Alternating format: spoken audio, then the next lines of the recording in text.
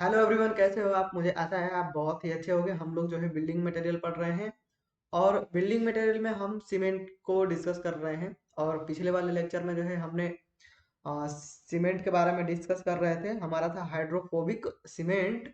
तो उसमें क्या हुआ था कि ये थोड़ा डॉक्यूमेंट जो है वन नोट वो चलने में थोड़ा सा दिक्कत हो गया था, तो इस वजह से जो है हमने बंद कर दिया था।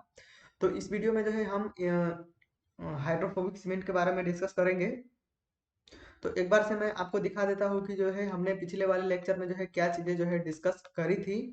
तो पिछले वाले लेक्चर में जो है हमने वाइट सीमेंट के बारे में जो है डिस्कस करा था। वाइट सीमेंट क्या होता है और ये जो है कैसे बनता है, और इससे रिलेटेड जो भी पॉइंट थे जो आपको याद रखने हैं वो सारे के सारे जो है हमने डिस्कस करे थे। फिर इसके बाद से हमने जो है डिस्कस करे थे लो हीट पोर्टलैंड सीमेंट के बारे में, कि ये लो हीट पोर्टलैंड सीमेंट क्या होता है, कैसे बनता है। और फिर इसके बाद से हम जो है डिस्कस कर रहे थे हाइड्रोफोबिक सीमेंट के बारे में। तो हमने देखा था कि जो इसमें हाइड्रोफोबिक सीमेंट बनाने के लिए जो है सर्फेक्टेंट्स जो है मिलाया जाता है। सर्फेक्टेंट्स क्या होता है? वह मटेरियल होता है जिसका क्या होता है, सरफेस टेंशन क्या होता है, कम होता है। अब सरफेस टेंशन जो है कम होने से क्या होता है कि ये जो है सीमेंट के जो कण होते हैं उसके चारों ओर चिपक जाता है। और सीमेंट के कण जो है क्या होते हैं कि नमी के साथ जो है रिएक्शन नहीं कर पाते हैं। ठीक है। तो सर्फेक्टेंट्स के रूप में जो है हम स्टेरिक एसिड, बोरिक एसिड और ओलिक एसिड का जो है इस्तेमाल करते हैं। तो हमारा अगला स्टेटमेंट क्या था कि सर्फेक्टेंट्स जो है सीमेंट के कणों के चारों तरफ जो है एक लेयर बना लेते हैं। और जिससे क्या होता है कि सीमेंट के कणों के जो है वातावरण से क्या होती है नमी, सीमेंट के कणों की वातावरण में जो नमी होती है उससे जो है संपर्क टूट जाती है, तो सीमेंट क्या होता है, सेट नहीं होता है। समझ रहे हो? तो ये चीजें जो है हम डिस्कस कर रहे थे, तो हम जो है यहाँ पे लिखते हैं। कल के लेक्चर में जो है हमने हाइड्रोफोबिक सीमेंट के बारे में जो है आपको समझाया था। अब जो है हमें लिखना ही रह गया था, तो हम जो है लिखते हैं। तो सर्फेक्टेंट्स क्या होता है? सर्फेक्टेंट्स जो है सीमेंट के कणों के चारों तरफ monomolecular, MONO, mono molecular, MOLECULAR, monomolecular layer,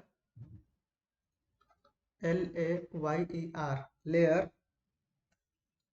बना लेते हैं। मोनोमॉलिक्यूलर लेयर बना लेते हैं जिससे जिससे क्या होता है, सीमेंट के कणों की जिससे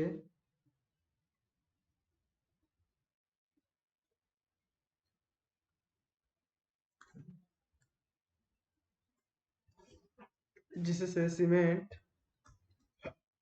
के कणों की जिससे क्या होता है, सीमेंट के कणों की वातावरण वातावरण में वातावरण में उपस्थित वातावरण में उपस्थित नमी से नमी से क्या होता है,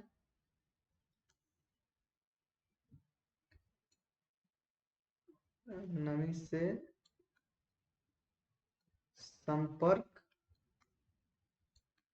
टूट जाता है। ठीक। तो सर्फेक्टेंट्स जो है ऐसा मटेरियल है जिसका क्या होता है, सरफेस टेंशन कम होता है। सरफेस टेंशन कम होने के कारण ये सीमेंट के जो कण होते हैं, कणों के चारों ओर जो है एक लेयर बना लेता है, जिससे क्या होता है कि सीमेंट के जो कण होते हैं उसका एटमॉस्फेयर में जो नमी होती है उसके साथ क्या होता है, संपर्क टूट जाता है। और संपर्क टूट जाने के कारण क्या होता है कि वातावरण में जो नमी होती है उसके साथ जो है क्या, ये रिएक्शन नहीं कर पाता है। ठीक है। तो ऐसे सीमेंट का हम जो है ऐसे स्थान पे यूज करेंगे जहां पे क्या है कि नमी जो है बहुत ही ज्यादा रहती है या नमी होने की संभावना है। तो ऐसे सीमेंट का यूज जो है हम ऐसे स्थानों पे करेंगे। तो इसका यूज हम कहाँ करेंगे? तो यहाँ पे लिखते हैं USES यूजेस। तो पहला यूज हम क्या करेंगे, बेसमेंट में, BESEMENT, बेसमेंट में। और इसके अलावा कहाँ करेंगे, वाटर टाइट स्ट्रक्चर बनाने में, WATER, वाटर, TIGHT। अरे भाई ये क्या हो रहा है, मिट जा भाई, ये गड़बड़ हो गया यार, दिक्कत आने लगी। Water tight, STRUCTURE, water tight structure बनाने में।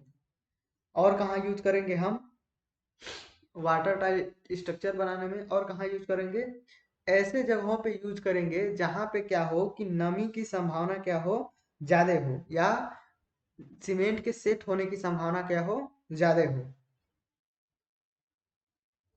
तो यहाँ पे लिखते हैं ऐसे स्थानों, ऐसे प्लेस पर, ऐसे स्थानों पर जहां CEMENT, सीमेंट के यूज से पहले सेट होने की, सेट होने की संभावना, सेट होने की संभावना हो। तो ऐसे जगहों पे हम यूज करेंगे, ठीक है। तो बेसमेंट में करेंगे वाटर टाइट स्ट्रक्चर बनाने में, यानी कि जो स्ट्रक्चर वाटर से ज्यादा प्रभावित ना हो ऐसा स्ट्रक्चर बनाने में। और ऐसे स्थानों पर जो करेंगे जहां पे क्या हो कि सीमेंट को यूज करने से पहले ही जो है उसके सेट होने की ज्यादा चांसेस हो, वहां पे हम क्या करेंगे कि इसका यूज करेंगे। तो ये हो गया हाइड्रोफोबिक सीमेंट। अब जो है हम बात करते हैं इसके आगे, इसके आगे जो है हम बात करते हैं अगले प्रकार के सीमेंट के बारे में। तो ये हमारा जो है 10 नंबर था। अब जो है हम अगले प्रकार के सीमेंट के बारे में बात करते हैं, और ये क्या है हमारा 11 नंबर। तो अब हम बात करेंगे air entraining, air entraining cement. तो एयर इंट्रेनिंग सीमेंट के बारे में बात करते हैं, ठीक है ना। देखो यहाँ पे नाम लिख रहा है एयर इंट्रेनिंग। तो एयर इंट्रेनिंग से मतलब है कि जो हवा है, एयर है, वो क्या करेगी सीमेंट में एंटर कर जाएगी, ठीक है। हवा क्या है सीमेंट, सीमेंट में क्या है एंटर हो रही है, तो ऐसे सीमेंट को हम क्या करेंगे, कहेंगे एयर इंट्रेनिंग सीमेंट, ठीक है। तो यहाँ पे जो है हम एयर इंट्रेनिंग के लिए, सीमेंट में हवा को प्रवेश कराने के लिए, एयर इंटर कराने के लिए हम लोग जो है जिस मटेरियल का यूज करेंगे उसको हम क्या कहेंगे, एयर इंट्रेनिंग एजेंट। तो यहाँ पे लिखते हैं इसमें air, ENTRAINING, air entraining agent के रूप में, एयर एंट्रेनिंग एजेंट के रूप में विंसॉल, VINSOL, विंसॉल, RESIGN, विंसॉल रेजिन, इसको सही से लिखते हैं। अरे भाई हैंग कर रहा है। एयर एंट्रेनिंग के रूप में VINSOL, विंसॉल, RESIGN, विंसॉल रेजिन। और विंसॉल रेजिन के बाद से सोप, SOAP, सोप, सोप माने कि साबुन। तो सोप जो है ये अलग अलग होते हैं सोप। इसके बाद से vegetable oil, VEGETABLE, vegetable, veggie vegetable oil. और यहाँ पे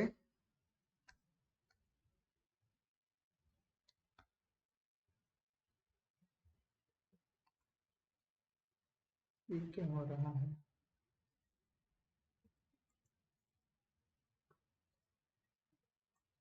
वेजिटेबल ऑयल,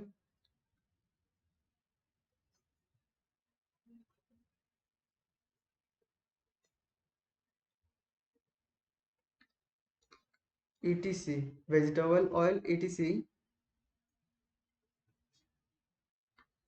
का यूज करते हैं। ठीक है, तो यहाँ पे जो है हम जो सीमेंट बनाएंगे, एयर एंट्रेनिंग सीमेंट बनाएंगे, तो उसमें एयर एंट्रेनिंग एजेंट के रूप में जो है हम किसका यूज करेंगे, विंसॉल रेजिन का यूज करेंगे, सोप का यूज करेंगे और वेजिटेबल ऑयल का यूज करेंगे। ठीक है, वेजिटेबल ऑयल का मतलब कि जैसे कि हम लोग वनस्पतियों का तेल निकालते हैं ना, जैसे कि नारियल का तेल हो गया और पाम का तेल हो गया, इसी तरीके से कई सारी वनस्पतियां होती हैं जिनके जिनके द्वारा जो है हम तेल निकालते हैं, तो उनका जो है ऑयल यूज करते हैं, जो कि क्या हो, एयर एंट्रेनिंग के एजेंट के रूप में कार्य कर रहा हो। ठीक ठीक है, तो एयर एंट्रेनिंग एजेंट को क्या करते हैं कि सीमेंट में बनाते समय ही क्या करते हैं, उसमें मिला देते हैं। ठीक है, और मिला देने के बाद से जब हम इसमें पानी डालते हैं और पानी डाल के जब हम इसमें क्या करते हैं, कंक्रीट बनाते हैं, तो कंक्रीट बनाने पर क्या होता है कि उसमें जो है छोटे छोटे जो बबल होते हैं, बुलबुले होते हैं,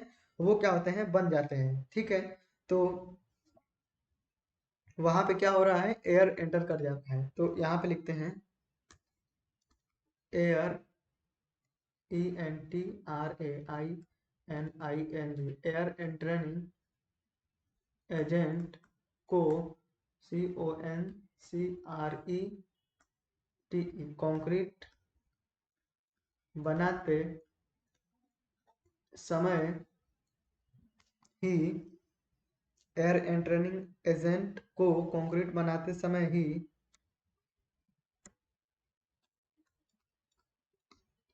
उसमें मिला देते हैं। क्या करते हैं, एयर मिला देते हैं एयर एंट्रेनिंग एजेंट को, जिससे क्या होता है, जिससे CONCRETE में कंक्रीट में छोटे छोटे कंक्रीट में छोटे छोटे, अरे भाई,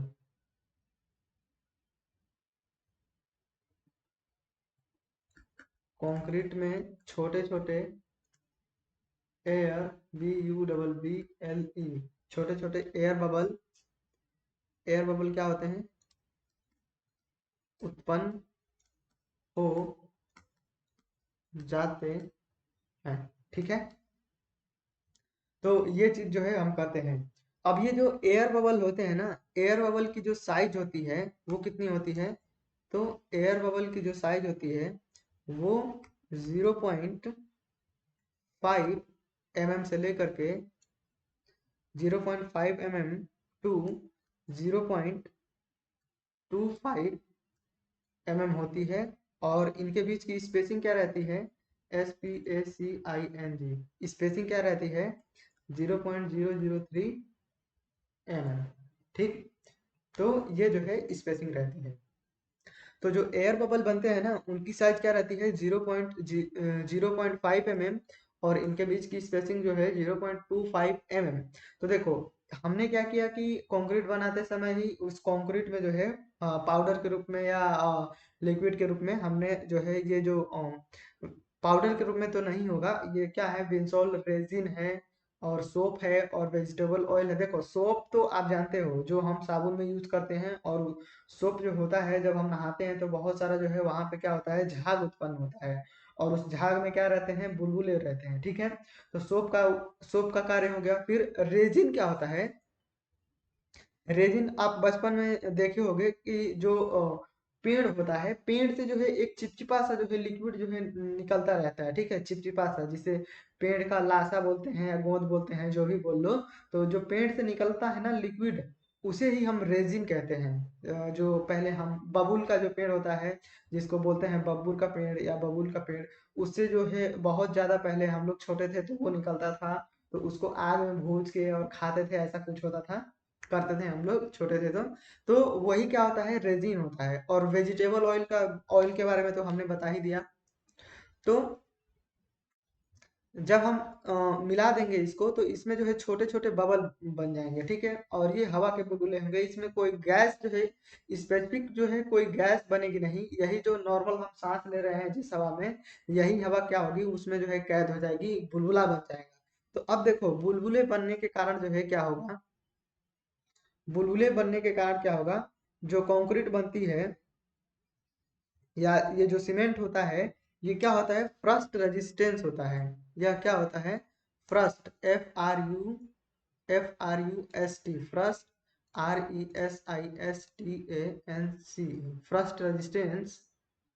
फ्रस्ट रेजिस्टेंस को बढ़ा, थोड़ा सा सही से लिखें, फ्रस्ट रेजिस्टेंस को बढ़ा देता है। तो देखो अब क्या हुआ कि जो कंक्रीट ब्लॉक, चाहे हम कुछ भी कंक्रीट ब्लॉक बनाएंगे तो उसमें क्या हो गए कि छोटे छोटे ना बुलबुले उत्पन्न हो गए। तो बुलबुला उत्पन्न हो जाता है तो क्या होता है कि इसका जो है बाहर से और अंदर के बीच जो संपर्क होता है वो टूट जाता है। कैसे, कैसे कि आप अभी ठंडे का मौसम है तो जाड़े के दिनों में जो है आप रजाई ओढ़ते हो, तो रजाई का काम क्या करता है, या हम जो कोट पहनते हैं या स्वेटर पहनते हैं उसका कार्य क्या होता है, वो जो है हमारे शरीर के बीच में और बाहर जो वातावरण होता है उसके बीच में जो है एक लेयर बना देता है। और इस लेयर में क्या रहता है, हम जो रजाई ओढ़ते हैं या कोट पैंट जो भी पहनते हैं उसमें जो है हवा के ढेर सारे जो है बबल रहते हैं या ढेर सारा जो है हवा भरी रहती है। तो ये हवा ना, जो टेम्परेचर है उसको, टेम्परेचर को एक तरफ से दूसरी तरफ जो है जाने को अलाउ नहीं करती है। तो ठीक है, तो इसी तरीके से इस कंक्रीट में भी जो टेम्परेचर है वो बाहर से अंदर की तरफ जो है नहीं जाने देगी। ठीक, तो अगर कंक्रीट का अंदर का टेम्परेचर गर्म है तो वो गर्म रहेगा, अगर ठंडा है तो वो ठंडा रहेगा। तो यहाँ पे जो है क्या होता है, फर्स्ट रेजिस्टेंस का मान क्या होता है, बढ़ जाता है। फिर इसके बाद से क्या होता है, वर्केबिलिटी बढ़ जाती है, WORKABILITY, वर्केबिलिटी बढ़ जाती है। अब देखो वर्केबिलिटी कैसे बढ़ जाती है कि अब ना ये जो हवा के बुलबुले हैं वो एक बॉल की तरह कार्य करेंगे। किसकी तरह, बॉल की तरह कार्य करेंगे।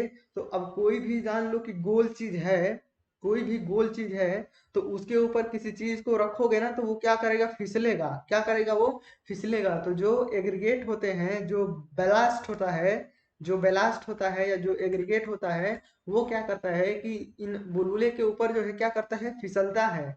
तो अगर हम कंक्रीट को आसानी से मिक्सिंग करें, आसानी से मिलाएं, आसानी से उसको ट्रांसपोर्ट करें, और हमें जो जिस स्ट्रक्चर में डालना है, अपने फॉर्मे में जिस फॉर्मे में हम डालेंगे, और मान लो कोई कंजेस्टेड एकदम जगह है तो वो क्या करेगा कि अपने से जो है अंदर तक भी चला जाता है। तो वर्केबिलिटी का मतलब है कि आसानी से जो है हम उस पे कार्य कर पाए, आसानी से मिला पाए, आसानी से ट्रांसपोर्ट कर पाए, और इसके साथ ही आसानी से हम उसे प्लेस कर पाए। प्लेस कर पाए मतलब कि आसानी से जो है हमें उसे जहाँ पे यूज करना है यूज कर पाए। अगर ऐसी कोई कंक्रीट है उसको हम आसानी से कर पा रहे हैं तो ऐसे कंक्रीट को हम क्या कहते हैं, वर्केबल कंक्रीट कहते हैं। तो हवा के बुलबुले बनने से क्या होता है कि जब हम उसकी मिक्सिंग करते हैं तो मिक्सिंग जो है आसानी से होती है, मिक्सिंग करने में कोई दिक्कत नहीं होती है। और हमें जो है प्लेसिंग करना होता है, यानी कि जिस फॉर्मे में डालना होता है, चाहे वो कंजेस्टेड होता है तो भी जो है बुलबुले होने के कारण जो है, इसकी वर्केबिलिटी ज्यादा होने के कारण जो है ये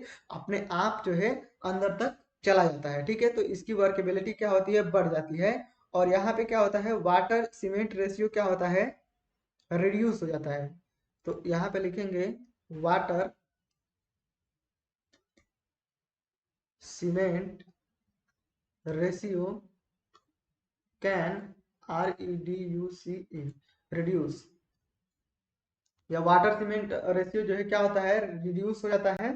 तो इसका मतलब क्या है, कैसे ये रिड्यूस हो जाता है, तो देखो इसमें ये होता है कि इसका जो वाटर सीमेंट रेशियो होता है ना, तो ये हम कंक्रीट टेक्नोलॉजी में पढ़ते हैं। वाटर सीमेंट रेशियो क्या होता है, weight of water upon weight of cement. तो इसको हम क्या कहते हैं, W/C रेशियो। ठीक है, W/C रेशियो। तो हम इस वाटर सीमेंट रेशियो का मतलब इस्तेमाल क्यों करते हैं, क्योंकि हमें जो है अच्छी कंक्रीट बनाने के लिए हमें जो है पानी की जो मात्रा है वो इतना ज्यादा नहीं रखना है कि उस कंक्रीट में जो है बहुत सारा जो है पानी हो गया है। तो अगर वाटर की मात्रा ज्यादा रखने से भी क्या होती है कि कंक्रीट की वर्केबिलिटी है वो कम हो जाती है। अगर हम कंक्रीट की सॉरी अगर हम वाटर की मात्रा को जो है कम रखेंगे तो वाटर की मात्रा कम होने के कारण जो है जो सीमेंट के कण हैं वो आसानी से जो है पानी के साथ जो है रिएक्शन नहीं कर पाएंगे, क्योंकि इन सारे सीमेंट के कणों को जो है पानी के साथ रिएक्शन करना ही चाहिए, नहीं तो ये क्या है कि अच्छा कंक्रीट नहीं बनेगा। तो हमें इतना वाटर भी रखना है कि ये सारे के सारे जो सीमेंट के कण हैं वो वाटर के साथ रिएक्शन कर पाए, और पानी की मात्रा इतनी इतनी हो कि जो कंक्रीट बनाए उसकी हम जो है अच्छी से मिक्सिंग कर पाए, ठीक है ना। तो यहाँ पे क्या होता है कि जो वाटर का इस्तेमाल करते हैं हम लोग, जो वाटर कंक्रीट में डालते हैं, तो पहला तो ये क्राइटेरिया होता है कि हम इतना पानी डालें कि क्या हो कि जो सारे के सारे सीमेंट के कण हैं वो पानी के साथ जो है रिएक्शन कर पाए, ठीक है। पहला ये कंडीशन हो गया। दूसरा ये कंडीशन होता है वाटर का कि जो सीमेंट और पानी के बीच में जो रिएक्शन होगा तो वहां पे क्या होगा, उष्मा जनरेट होगा। तो उष्मा जनरेट होने के कारण क्या होगा कि जो हीट उत्पन्न होगा, और हीट के कारण जो है H2O जो है भाप बन के उड़ पाएगा। तो अगर पहली कंडीशन को हम केवल ध्यान में रखते हैं, पहली कंडीशन के अनुसार ही हम अगर पानी डालेंगे तो ठीक है, पानी डाल दिए हमने पहली कंडीशन के अनुसार, लेकिन थोड़ा सा जो सीमेंट के कण है थोड़े से वाटर के साथ रिएक्शन करेंगे तो वहां पे उष्मा जनरेट होगी, और उष्मा जनरेट होने के कारण जो इसमें से जो बाकी पानी होगा वो भाप बन के उड़ जाएगा, वाष्प बन के। तो बाकी जो सीमेंट के कण हैं वो क्या कर, वो जो है पानी के साथ रिएक्शन नहीं कर पाएंगे। तो हम जो है पानी इतना रखते हैं कि सारे सीमेंट के कण जो है पानी के साथ रिएक्शन कर लें। फिर हम पानी इतना रखते हैं कि उस रिएक्शन के दौरान जो ऊष्मा उत्पन्न होगी उस ऊष्मा के कारण जो है जो पानी भाप बन के उड़ेगा उसकी पूर्ति करते हैं सेकेंड कंडीशन के अनुसार। और तीसरी कंडीशन में हम पानी को इतना और थोड़ा सा बढ़ाते हैं कि जो है वर्केबिलिटी अच्छी रहे। जो जो पानी होता है वो कंक्रीट में लुब्रिकेंट का भी कार्य करता है। लुब्रिकेंट माने कि जैसे आपका घरों में कोई मशीन होगा या घरों में जो है हैंड पाइप होगा, तो जब वो टाइट चलता है या हम हमारा जो है शटर होता है या दरवाजे होते हैं, तो जब वो मतलब बहुत टाइट होते हैं, या हम लोग साइकिल चलाते हैं तो उसका चैन होता है, तो वहां पे हम क्या करते हैं कि तेल डालते हैं, ठीक है, मोबिल डालते हैं, ऑयल डालते हैं, ग्रीस डालते हैं।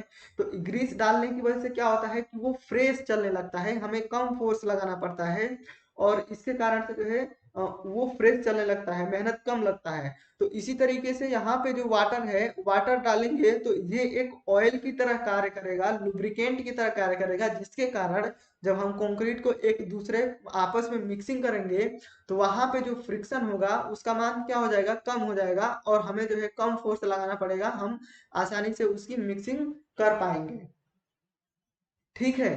तो मेन चीज क्या होता है, तो यहाँ पे अगर हम जो है एयर इंट्रेनिंग एजेंट का यूज कर लेंगे तो यहाँ पे जो पानी हमने मिलाया था लुब्रिकेंट के लिए, वाटर का जो हमने यूज किया था लुब्रिकेंट पर्पज से, वो क्या करेंगे, हम कम कर देंगे, वो क्या हो जाएगा, कम हो जाएगा। जिसके कारण क्या होगा, तो लुब्रिकेंट वाला वाटर जो है यहाँ पे कम हो जाएगा, तो वाटर सीमेंट रेशियो का होगा ऑटोमेटिक क्या हो जाएगा, कम हो जाएगा, ठीक है ना।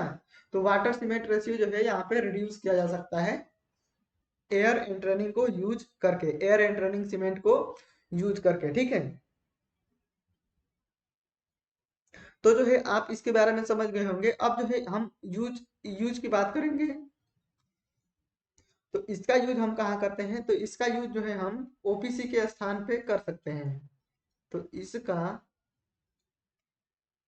यूज इसका यूज ओपीसी के स्थान पर कर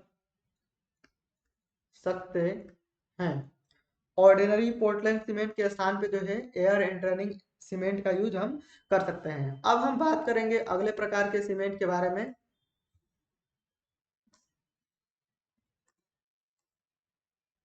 तो जो है अब हम बात करने वाले हैं हमारा अगला प्रकार का सीमेंट क्या है। तो हमारा अगला प्रकार 12 नंबर की बात करेंगे, क्विक सेटिंग सीमेंट। तो यहाँ पे लिखते हैं QUICK, क्विक,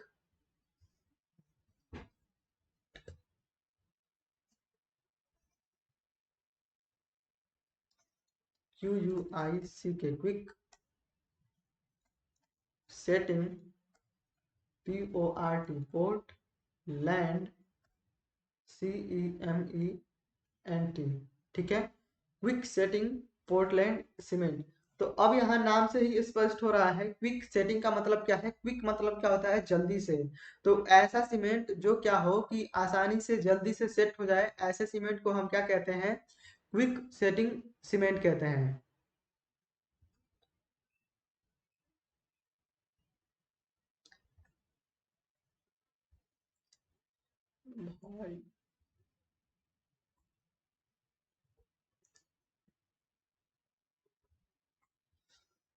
तो क्विक सेटिंग पोर्टलैंड सीमेंट मतलब क्विक से स्पष्ट है कि ऐसा सीमेंट जो क्या हो कि जल्दी से क्या हो कि सेट हो जाए, ऐसे सीमेंट को हम क्या कहते हैं, क्विक सेटिंग सीमेंट। तो देखो, क्विक सेटिंग का मतलब क्या है कि वो जल्दी सेट होना चाहिए। तो जब हम ऑर्डिनरी पोर्टलैंड सीमेंट जब हम बना रहे थे, तो वहां पे जो है हम जब इसकी हम पिसाई कर रहे थे बॉल मिल में, तो ट्यूब मिल में, तो वहां पे जो है ट्यूब मिल में पीसते समय ही हमने क्या मिलाया था, जिप्सम, GYPSUM, जिप्सम। और जिप्सम को कहते हैं कैल्शियम सल्फेट, ठीक है। तो ये चीज जो है हमने मिलाया था, और ये जो कैल्शियम सल्फेट होता है ये क्या कार्य करता है, रिटार्डर का कार्य करता है। रिटार्डर मतलब कि अ, जो क्या करें, ऐसा ऐसा मटेरियल जो क्या करे कि रिएक्शन को क्या कर दे, धीमा कर दे, उसे हम क्या कहते हैं, रिटार्डर। और जो है रिएक्शन को बढ़ा दे, रिएक्शन को क्या करे, बढ़ा दे, उसे हम क्या कहते हैं, एक्सेलरेटर, ठीक है। तो यहाँ पे जिप्सम जो है क्या कार्य करता है, रिटार्डर का कार्य करता है, ठीक है ना। तो जिप्सम का क्या कार्य होता है कि जो ऑर्डिनरी पोर्टलैंड सीमेंट होता है, इस सीमेंट के जो पार्टिकल होते हैं, उस पार्टिकल के चारों तरफ जो है ये एक लेयर बना लेता है, और इस लेयर के कारण जो है जो पानी होता है उससे संपर्क जो है सीमेंट के कणों का टूट जाता है, ठीक है ना। लेकिन सारे पार्टिकल के ऊपर जो है ये पूरा लेयर नहीं बना रहता है, कम पार्टिकल के ऊपर, मतलब कुछ पार्टिकल ऐसे होते हैं जिनके ऊपर जो है पूरा लेयर नहीं बन पाता है। तो जो जिन कणों के ऊपर जो है लेयर नहीं बना होता है जिप्सम का, वो जो है पानी के साथ रिएक्शन करते हैं, और इस पानी के रिएक्शन के कारण जो हीट जनरेट होती है, उस हीट के कारण जो है जो दूसरे सीमेंट के कण होते हैं जिनके ऊपर क्या होती है, लेयर बनी होती है, वो लेयर जो है टूटने लगती है, और धीरे धीरे जो है सारे सीमेंट जो है पानी के साथ रिएक्शन करने लगते हैं, और फिर से जो है वहां पे सेटिंग होने लगता है। तो जिप्सम को हम मिला रहे थे सेटिंग टाइम क्या करने के लिए, बढ़ाने के लिए। सेटिंग टाइम क्या करने के लिए, बढ़ाने के लिए, यानी कि रिएक्शन को धीमा करने के लिए, रिएक्शन धीरे धीरे हो ताकि जो है सेटिंग टाइम क्या हो, बढ़ जाए। सेटिंग टाइम कब बढ़ जाएगी, जब रिएक्शन धीमा धीमा होगा, तो जो है ज्यादा टाइम लगेगा पूरा रिएक्शन करने में, ठीक है ना। तो यहाँ पे हम क्विक सेटिंग सीमेंट बनाएंगे, तो यहाँ पे क्या करेंगे कि हम जो है जिप्सम है, जिप्सम की मात्रा को हम क्या करेंगे, कम कर देंगे। कम कर देंगे या हटा देंगे, ठीक है। जिप्सम की मात्रा को क्या करेंगे, कम कर देंगे या हटा देंगे। तो इससे कम कर देंगे तो क्या होगा, ये सेटिंग टाइम को जो बढ़ा रहा था वो क्या होगा, वो अब घट जाएगा, नहीं बढ़ाएगा, ठीक है। ये सेटिंग टाइम को बढ़ा रहा था, तो अब हम इसकी मात्रा को कम कर देंगे, या क्या करेंगे कि एकदम हटा देंगे या कम कर देंगे। तो सेटिंग की मात्रा जो पहले बढ़ रही थी ओपीसी में, अब वो क्या हो जाएगी, घट जाएगी, ठीक है। और हमें क्या करना है, क्विक सेट कराना है, जल्दी से सेट कराना है। तो इसके अलावा भी जो है हम ऐसे मटेरियल का यूज कर देंगे जो क्या करें कि रिएक्शन को क्या करे, बढ़ा दे। तो रिएक्शन को बढ़ा देगा तो सेटिंग टाइम क्या होगा, और कम हो जाएगा, ठीक है। तो क्विक सेटिंग सीमेंट में हम क्या करते हैं कि जिप्सम की मात्रा को जो है हम बहुत ही कम कर देते हैं, और इसके अलावा जो है हम क्या करते हैं, एक एक्सेलरेटर को जो है ऐड कर देते हैं, जिससे क्या हो कि रिएक्शन जो है फास्ट हो जाए। उत्प्रेरक को यूज कर देते हैं, एक्सेलरेटर को, जिससे क्या हो, रिएक्शन जो है फास्ट हो जाए, जिसके कारण क्या होता है, सेटिंग टाइम क्या हो, कम हो जाए, ठीक है। तो सेटिंग टाइम कम हो जाएगी तो तब हम क्या कहेंगे, क्विक सेटिंग सीमेंट। तो यहाँ पे हम जो है लिखते हैं, इस प्रकार इस प्रकार के सीमेंट में GYPSUM जिप्सम की मात्रा कम कर देते हैं। तो क्विक सेटिंग पोर्टलैंड सीमेंट में हम क्या करते हैं कि जिप्सम की मात्रा को कम कर देते हैं और इसमें क्या करते हैं कि एल्यूमिनियम सल्फेट को जो है ऐड कर देते हैं। ALUMINIUM aluminium SULPHATE aluminium sulphate को ऐड कर देते हैं। और ये जो एल्यूमिनियम सल्फेट वो क्या होता है, वो एक्सेलरेटर होता है।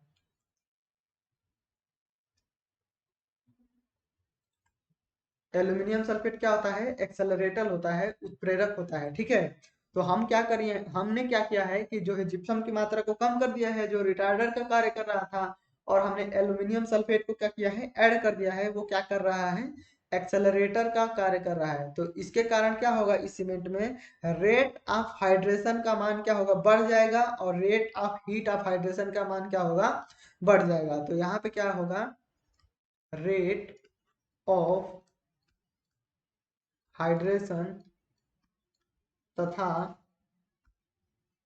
Rate of heat of hydration दोनों का मान बढ़ जाता है। रेट ऑफ हाइड्रेशन तथा rate of heat of hydration दोनों का मान क्या होता है, बढ़ जाता है। ठीक है ना। तो यहाँ पे जो है ये जो क्विक सेटिंग सीमेंट है, इसका यूज जो है हम कहाँ पे करेंगे, अब हम जो है बात करते हैं यूज की। अब देखो, क्विक सेटिंग सीमेंट का जो यहाँ पे लिख लेते हैं, काम करेगा। तो यहाँ पे जो है इसकी इनिशियल सेटिंग टाइम के बारे में बात कर लेते हैं। INTIAL इनिशियल, ये हमने पीछे बात करा है, लेकिन यहाँ पे स्पेशली इसको पढ़ रहे हैं तो यहाँ पे भी हम क्या लिख लेंगे, इसकी जो स्पेशली है तो वो लिख लेंगे। तो इनिशियल सेटिंग टाइम जो है क्या होता है, 5 मिनट होता है, और final setting time, final setting time क्या होता है, 30 मिनट होता है। तो आप देख रहे हो कि कोई भी जो है चीज क्या हो, 5 मिनट में क्या हो, एकदम से सेट हो जाए।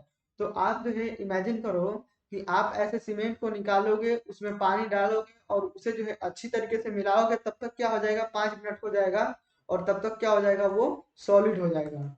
समझ रहे हो, सॉलिड होना और उसमें स्ट्रेंथ आना दोनों जो है बात अलग अलग है। समझ रहे हो, कोई भी चीज ठोस है तो इसका मतलब ये नहीं है कि उसमें क्या है, स्ट्रेंथ है, वो लोड को सह सकता है। इसके बारे में जो है हमने जो है पिछले लेक्चर में जो है हमने शुरू में ही डिस्कस करा है।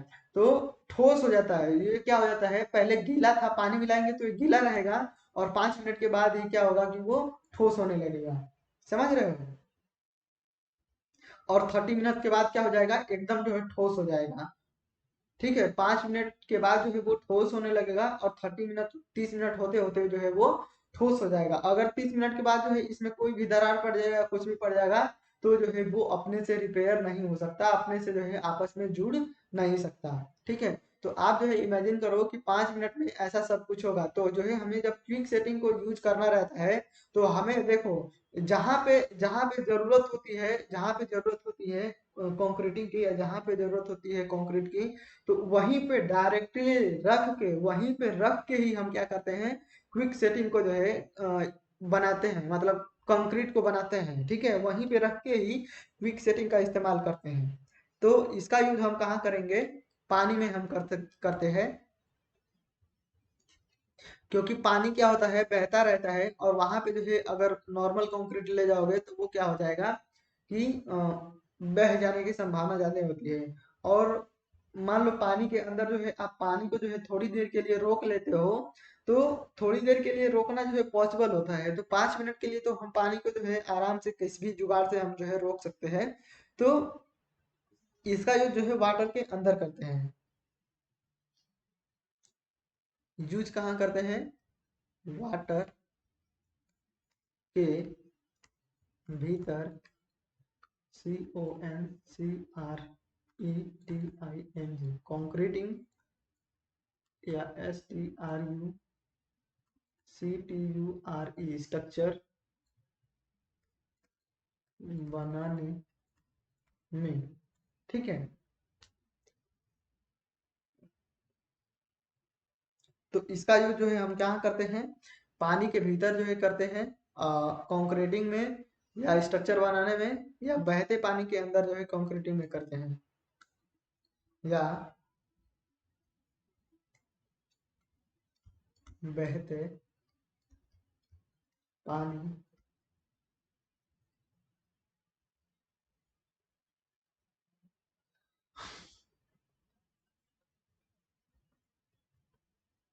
बहते पानी के भीतर, बहते पानी के भीतर CONCRETING कंक्रीटिंग में करते हैं। तो बहते पानी के अंदर जो है कंक्रीटिंग में क्या करते हैं, इसका यूज करते हैं। अब जो है हम बात करते हैं हमारे अगले प्रकार के सीमेंट के बारे में, और ये जो हमारा सीमेंट है, ये जो है लास्ट सीमेंट है, ठीक है।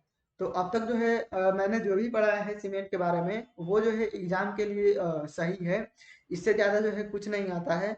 लेकिन अगर आपको जो है इसमें कोई भी दिक्कत होगी, कुछ भी समझ में नहीं आया होगा या कुछ भी डाउट होगा, तो जो है आप मुझसे जरूर पूछ सकते हैं, ठीक है। अब जो है आप सोच रहे होंगे कि क्विक सेटिंग का कंपोजिशन क्या है और इन सब का, तो इन सब का जो है ज्यादा कुछ कंपोजिशन नहीं है, ओपीसी की तरह ही है। उसमें बस जो है हम जिप्सम की मात्रा जो है कम करते हैं।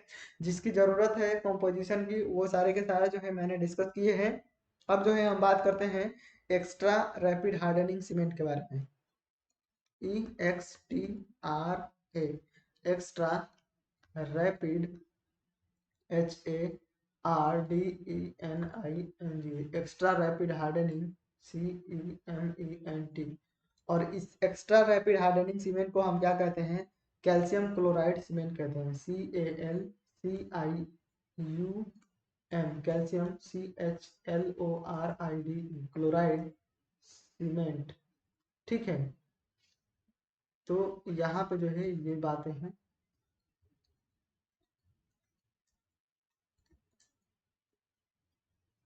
एक्स्ट्रा रैपिड हार्डनिंग सीमेंट या कैल्शियम क्लोराइड सीमेंट, तो देखो यहाँ पे नाम से ये स्पष्ट हो रहा है कि एक्स्ट्रा हार्डनिंग सीमेंट, यानी कि ये जो सीमेंट है, इसमें जो नॉर्मल सीमेंट जो हम यूज कर रहे थे ओपीसी, क्या यूज कर रहे थे, ओपीसी। इस ओपीसी सीमेंट से क्या होगा कि कुछ एक्स्ट्रा ही क्या होगा, स्ट्रेंथ होगा, ठीक है ना। अगर हार्डनिंग की बात हो रही है तो हार्डनिंग का मतलब क्या है, स्ट्रेंथ। तो एक्स्ट्रा हार्डनिंग सीमेंट का मतलब है कि जो हम नॉर्मल सीमेंट यूज कर रहे थे उसमें क्या है कि स्ट्रेंथ जो है थोड़ी सी ज्यादा होगी। या यहाँ पे कैल्शियम क्लोराइड सीमेंट है, तो यहाँ पे ये नाम क्यों पड़ा है, इसको जो है हम डिस्कस करेंगे तो हमें पता चल जाएगा, ठीक है ना। तो एक्स्ट्रा रैपिड हार्डनिंग सीमेंट में हम क्या करते हैं कि कैल्शियम क्लोराइड को जो है एक्सेलरेटर के रूप में यूज करते हैं, ठीक है। तो यहाँ पे जो है हम लिखते हैं, इसमें 2%, 2% तक CA,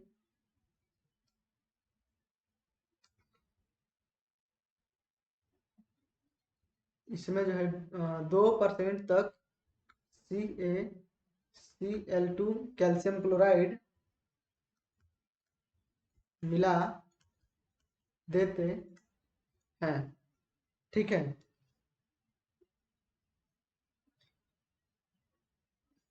और CaC, अरे यार,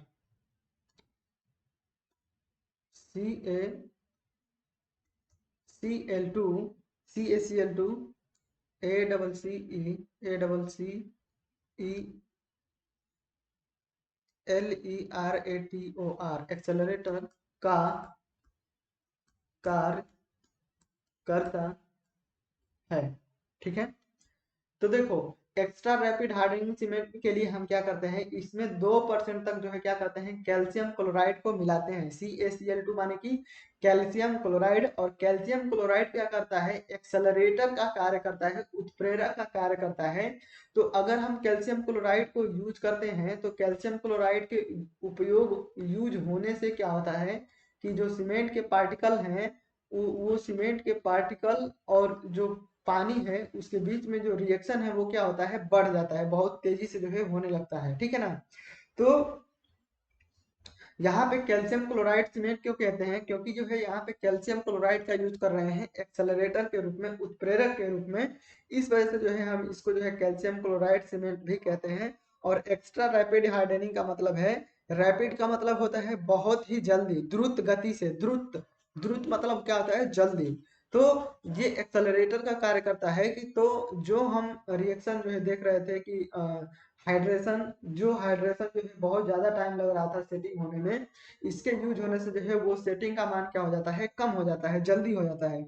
और जब सेट जल्दी हो जाएगा तो जल्दी सेट होने के कारण जो है उसमें स्ट्रेंथ भी क्या होगी, जल्दी आ जाएगी। इस वजह से जो है हम इसे कहते हैं एक्स्ट्रा रैपिड हार्डनिंग सीमेंट, ठीक। तो एक्स्ट्रा रैपिड हार्डनिंग के जो है सीमेंट के स्ट्रेंथ के बारे में बात कर लेते हैं। तो यहाँ पे बात करते हैं स्ट्रेंथ, STRENGTH। तो स्ट्रेंथ के बारे में जो है हम बात करते हैं। तो एक दिन के बाद, AFTER, आफ्टर 1 डे, तो एक दिन के बाद जो है जो इसकी स्ट्रेंथ होती है वो 25% क्या होती है, मोर देन OPC। तो जो ऑर्डिनरी पोर्टलैंड सीमेंट होता है उससे जो है 25% जो है ज्यादा जो है इसकी स्ट्रेंथ होती है, ठीक है। और आफ्टर जो है 7 डेज के बाद, 7 दिन के बाद अगर हम देखें, मिट जा भाई,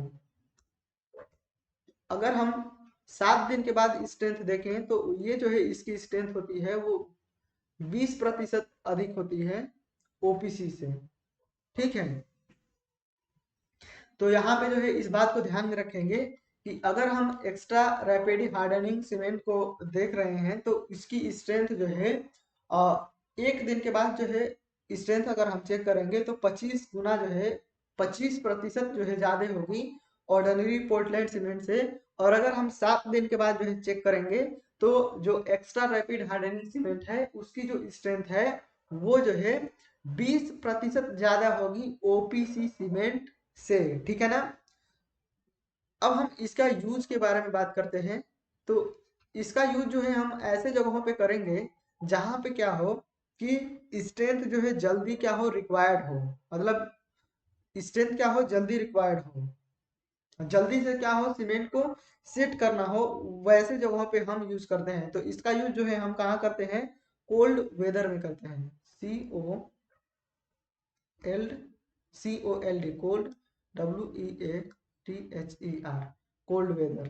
देखो कोल्ड वेदर में क्या होता है, ठंडे स्थानों में क्या होता है, ठंडे जगहों पे क्या होता है कि जो सीमेंट होता है ना, सीमेंट और सीमेंट के बाद जो वाटर होता है, सीमेंट प्लस H2O, इसके बीच का जो रिएक्शन होता है वो क्या होता है, नहीं हो पाता है। देखो क्या होता है कि जब हम घरों में खाना बनाते हैं तो खाना अगर बच जाता है तो अगर किसी के घर में फ्रिज है तो वो खाने को क्या करता है, फ्रिज में रख देता है, ठीक है। और उस फ्रिज में रखे हुए खाने को जो है 1 दिन बाद, 2 दिन बाद, 3 दिन बाद भी आदमी खाते हैं तो वो जो खाना होता है वो खराब नहीं होता है। क्यों नहीं खराब होता है, उसका रीजन है क्योंकि फ्रिज में रखने पे क्या होता है कि जो जो खाना रहता है उसका जो टेम्परेचर होता है वो क्या होता है, नीचे चला जाता है, उसका टेम्परेचर क्या होता है, कम हो जाता है। और टेम्परेचर कम होने के कारण क्या होता है कि जो भी बैक्टीरिया होते हैं या जो भी जीवाणु होते हैं वो जो है क्या होते हैं, फ्रीज हो जाते हैं, ठंडे पड़ जाते हैं, वो जो है चल नहीं पाते हैं, वो क्या होते हैं कि उनका जो है रिएक्शन नहीं हो पाता है, समझ रहे हो।